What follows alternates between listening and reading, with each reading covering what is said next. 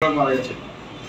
আর ছাত্র সমন্বয়করা যেহেতু বলেছেন যে তারা সশস্ত্র সংগ্রামের জন্য প্রস্তুত ছিলেন, তাদের কাছে সশস্ত্র অস্ত্র তাদের কাছে ছিল।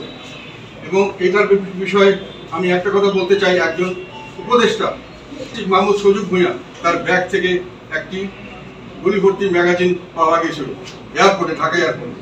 এটা নিয়ে তৎকালীন সময় পত্রিকায় নানান কিছু খবর এসেছিল এবং সেখানে বলা হয়েছিল যে AK-47 এর লাইভ ম্যাগাজিন এবং গুলি, এটা আমরা শুনেছি। কিন্তু পরবর্তীকালে স্বরাষ্ট্র মন্ত্রণালয় বলা হয়েছে পিস্তলের একটা খালি ম্যাগাজিন দিতে। এই বিষয়টিকে আমরা জানতে চাই যে সত্যিকার অর্থে এটা কোনটা সত্য। যদি সত্যি হয় ওনার লাইসেন্স কিন্তু, তাহলে সেই লাইসেন্স কবে ইস্যু করা হয়েছে, কি লাইসেন্স নাম্বার, এটা আমরা জানতে চাই।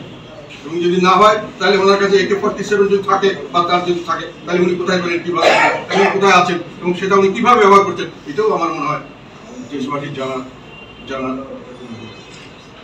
অধিকার আছে। এখানে আরেকটা জিনিস আমি বলতে চাই, আমাদের ব্রিগেডিয়ার সাখাওয়াত সাহেব বলেছিলেন যে অনেক লোককে, ছাত্রকে মারা গেছেন 7.62 একটা বুলেট দ্বারা, যেটা ডেডলি বুলেট এবং যেটা পুলিশ ব্যবহার করে। যদি সেটা পুলিশ ব্যবহার না করে, যদি তারা পুলিশ বুলেট ব্যবহার না করে থাকে, তাহলে কে ব্যবহার করবে? আমাদেরকে সন্দেহ হয়েছে এখানে, ওই কথাটা উনি বলেছেন, হয়তো কাকতালীয়ভাবে হলো, সঙ্গে সঙ্গে তাকে সরিয়ে দেওয়া হয়েছে স্বরাষ্ট্রমন্ত্রী।